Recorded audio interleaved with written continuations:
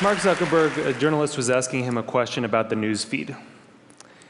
And the journalist was asking him, why is this so important? And Zuckerberg said, a squirrel dying in your front yard may be more relevant to your interests right now than people dying in Africa. And I want to talk about what a web based on that idea of relevance might look like. So when I was growing up in a really rural area in Maine, the internet meant something very different to me. It meant a connection to the world. It meant something that would connect us all together. And I was sure that it was going to be great for democracy and for our society. But there's this kind of shift in how information is flowing online. And it's invisible. And if we don't pay attention to it, it could be a real problem. So I first noticed this in a place I spend a lot of time, my Facebook page. I'm progressive politically, big surprise, but I've always gone out of my way to meet conservatives. I like hearing what they're thinking about. I like seeing what they link to. I like learning a thing or two. And so I was kind of surprised when I noticed one day that the conservatives had disappeared from my Facebook feed. And what it turned out was going on was that Facebook was looking at which links I clicked on. And it was noticing that actually I was clicking more on my liberal friends' links than on my conservative friends' links. And without consulting me about it, it had edited them out. They disappeared. So Facebook isn't the only place that's doing this kind of invisible algorithmic editing of the web. Google's doing it too. If I search for something and you search for something, even right now at the very same time, we may get very different search results. Even if you're logged out, one engineer told me, there are 57 signals that Google looks at. Everything from what kind of computer you're on, to what kind of browser you're using, to where you're located, that it uses to personally tailor your query results. Think about it for a second. There is no standard Google anymore. And the funny thing about this is that it's hard to see. You can't see how different your search results are from anyone else's. But a couple of weeks ago, I asked a bunch of friends to Google Egypt and to send me screenshots of what they got. So here's my friend Scott's screenshot.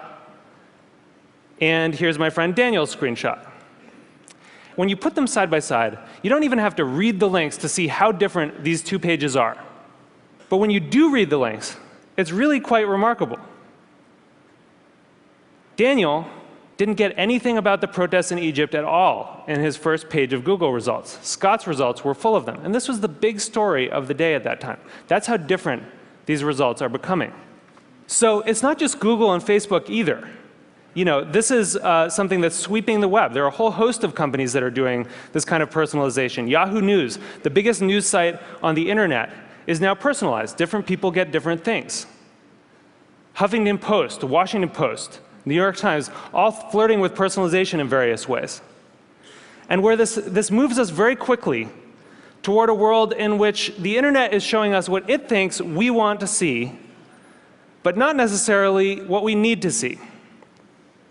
As Eric Schmidt said, it'll be very hard for people to watch or consume something that has not, in some sense, been tailored for them.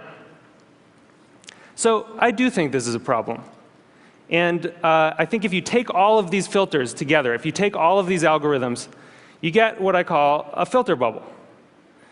And your filter bubble is kind of your own personal, unique universe of information that you live in online.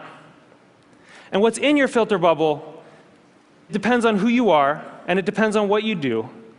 But the thing is that you don't decide what gets in. And more importantly, you don't actually see what gets edited out. So one of the problems with the filter bubble was discovered by some researchers at Netflix. And they were looking at the Netflix queues, and they noticed something kind of funny that a lot of us probably have noticed, which is there's some movies that just sort of zip right up and out to our houses. They enter the queue, they just zip right out. So Iron Man zips right out, right? and waiting for Superman can wait for a really long time. What they discovered was that in our Netflix queues, there's kind of this epic struggle going on between our future aspirational selves and our more impulsive present selves. You know, we all want to be someone who has watched Rashomon. But right now, we want to watch Ace Ventura for the 4th time. So the best editing gives us a bit of both. It gives us a little bit of Justin Bieber and a little bit of Afghanistan. It gives us some information vegetables. It gives us some information dessert. And the challenge with these kind of algorithmic filters, these personalized filters, is that because they're mainly looking at what you click on first, you know, it can throw off that balance. And instead of a balanced information diet, you can end up surrounded by information junk food. So what this suggests is actually that we may have the story about the internet wrong. In a broadcast society, you know, this is how the founding mythology goes, right? In a broadcast society, there were these gatekeepers, the editors, and they controlled the flows of information. And along came the internet, and it swept them out of the way, and it allowed all of us to connect together, and it was awesome. But that's not actually what's happening right now. What we're seeing is more of a passing of the torch from human gatekeepers to algorithmic ones. And the thing is that the algorithms don't yet have the kind of embedded ethics that the editors did. So if algorithms are going to curate the world for us, if they're going to decide what we get to see and what we don't get to see, then we need to make sure that they're not just keyed to relevance. We need to make sure that they also show us things that are uncomfortable or challenging or important. This is what TED does, right? Other points of view. And the thing is, we've actually kind of been here before as a society. In 1915, it's not like newspapers were sweating a lot about their civic responsibilities. Then people kind of noticed that they were doing something really important. That in fact, you couldn't have a functioning democracy if citizens didn't get a good flow of information. That the newspapers were critical because they were acting as the filter, and that journalistic ethics developed. It wasn't perfect, but it got us through the last century. And so now, we're kind of back in 1915 on the web. And we need the new gatekeepers to encode that kind of responsibility into the code that they're writing.